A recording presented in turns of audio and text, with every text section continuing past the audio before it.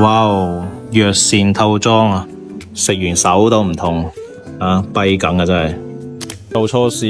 俾人哋拗跛咗隻手，所以依家隻手咧就唔係好喐得。咁始終飯都要食噶嘛，咁有冇可能係如果隻手受咗傷，食完嗰樣嘢之後就令疼痛消失嘅咧？今日就嚟呢間藥膳，聽講咧佢有個疼痛康復套餐啊！如果你身上有地方痛，食完可以唔痛噶，我哋翻去試下睇下係咪呢回事啊！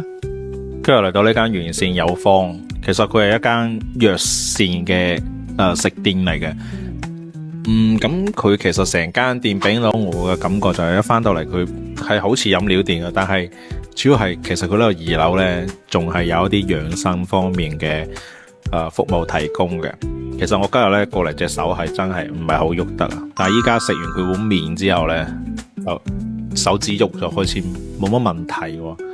係真係有效啊！所以因為老闆頭先佢嚟到之後呢，佢又同我撳咗一啲穴位啦，佢話幫我聽你隻手有咩問題啊，整到個穴位好啦，而且佢呢度仲有一個 AI 智能嘅體質特徵啊認證啊，即係你影張相呢，你就知你大概依家喺邊度唔掂啊，咁樣就唔錯。而且呢，佢呢度飲啊食啊嗰啲，雖然係藥膳，但係可能喺藥膳喺大家傳統嘅印象當中，佢係嗰啲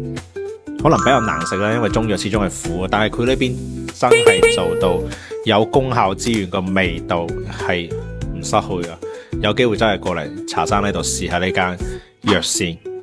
一邊食嘢食得開心，味道又好，真係唔錯，過嚟試下啦！